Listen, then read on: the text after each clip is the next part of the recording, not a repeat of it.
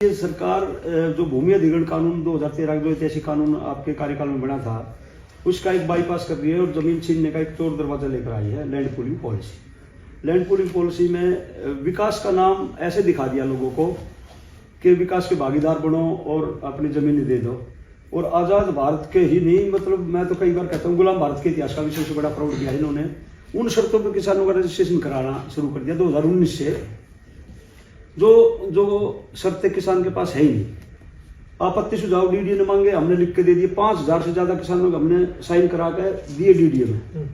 जन सुनवाई में हम गए, सब बट्टे खाते डाल दिया कूड़ेदान में और रजिस्ट्रेशन खोल दिया कि भाई किसान अपना स्वेच्छा से विकास के भागीदार बनो। और 70% की जो सहमति का कानून आपने बनाया था ना कि एक अधिग्रहण में, उसका मतलब उसको दूसरे तरीके से पेश कर दिया कि जिस सेक्टर में 70% की सहमति आ जाएगी हम उसमें काम शुरू कर देंगे। 18 अगस्त 2022 को केंद्रीय शहरी विकास मंत्रालय ने एक नोटिफिकेशन निकाल दिया कि लैंड पूलिंग पॉलिसी को हम एक्ट बनाएंगे, यानी कि डीडी एक्ट 1957 में हम संशोधन करके और पूरे इस लैंड पूलिंग पॉलिसी को लैंड पूलिंग एक्ट में बदलेंगे। अब हमारी चिंता ये है कि ये जो लैंड पूलिंग पॉलिसी है ये संविधान के भी खिलाफ है और ये कानून के भी खिलाफ है। 20 सूत्रीय कार्यक्रम के तहत आपकी सरकार ने जो प्लॉट दिए थे, जो खेत दिए थे ना, उनको आज तक मालिकाना हक नहीं है। और हमारा जो गांव है, जिसे रेवेन्यू में एक शब्द है लाल डोरा, उसको हम इंग्लिश में कहते आउटर फिरणी रोड का लिखते हैं। जो गांव की आबादी उसके अंदर है, बाहर हमारे खेत है। उन खेतों में अब डीडीए मास्टर प्लान जो 2041 लेकर आने वाली है या 21 थी, जो 2007 में लागू हुई थी, उसके तहत उसको आर जोन बना दिया, सेक्टर बसाएंगे।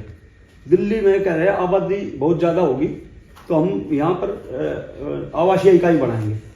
बट उसमें एक बात बताइए, उसमें आपकी जमीन का दाम बढ़ेगा नहीं?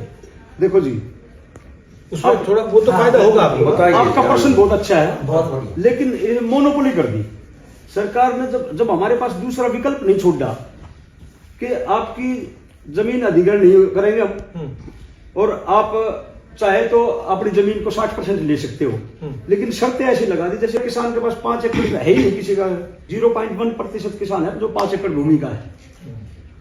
तो उस जो दूसरी शर्त है वो ऐसी लगा दी जैसे, तो आपके जो डेवलपमेंट चार्ज 20 करोड़ रुपए होंगे तो ही आप सेक्टर में जमीन ले पाएंगे। जब बिल्डर को ये पता है कि ये एक भी किसान अपनी जमीन, विकसित भूमि बोलते हैं डीडीए, विकसित भूमि जमीन नहीं ले सकता 60%, क्योंकि ये 2 शर्तों में फेल हो गया, 100% किसान फेल हो गया।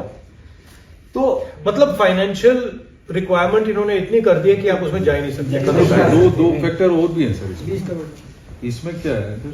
20 गांव की 20 करोड़ एग्जैक्टली 4 करोड़ देखो जी, डेवलपमेंट चार्जेस, डेवलपमेंट कॉस्ट वो आपको देना पड़ेगा। अगर नहीं दे सकते तो जाओ। ये क्या है?